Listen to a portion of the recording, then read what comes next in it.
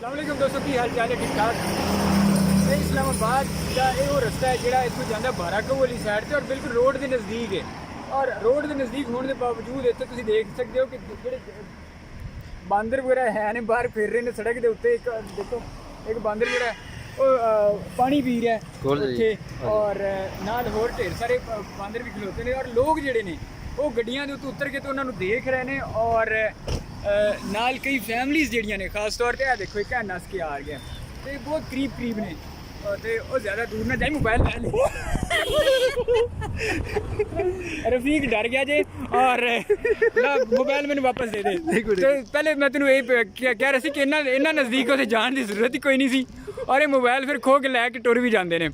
और जनाब है तुम देख सकते हो ਇੱਥੇ रोड के उत्ते बैठा पानी पी रहे हैं, गड्डियां के उत्तों लोग आ रहे हैं, उन्होंने चीज़ां खाण पीण वालियां दे रहे हैं। बहुत सारे लोग इन्होंने मना भी करते हैं कि इन्होंने खाण पीण वालियां चीज़ां ना पाइयां करो। वजह फिर ये होंदी है कि जिस वेले तुसीं इन्होंने खाण पीण वालियां चीज़ां पाते हो ना फिर तुहाडे उत्ते हमला कई दफ़ा कर देंदे ने क्योंकि जानवर का कोई पता नहीं होंदा। तो ये तुहाडे कोल खाण पीण वालियां जिहड़ियां चीज़ां होंदियां ने वो कई दफ़ा खोण की कोशिश करते हैं।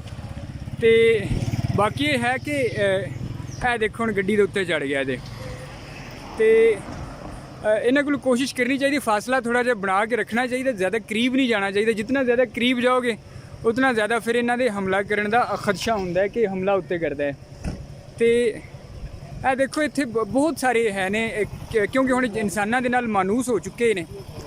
छोटे छोटे बच्चे भी इत्थे है ने इन्हां दे और नाल देखो दरख्तां दे उत्ते किन्ने जड़े ने। तो कोई काफ़ी दोस्त इन्हां दी वीडियोज़ वगैरह बना रहे हैं क्योंकि ये लोगों के नाल मानूस होए ने। लोग इन्होंने खाण पीण वाली चीज़ां पाते हैं जिस वजह तू ये लोगों के नाल मानूस होए ने। आम तौर पर हमला तो नहीं करते तो लेकिन एक ज़्यादा इन्हां नाल छेड़खानी करन ते हमला कर भी सकते हैं। देखो सड़क के उत्ते ही जा रहे हैं।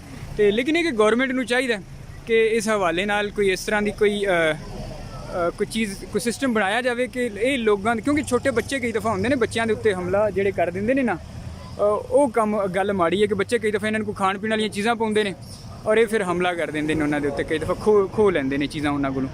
तो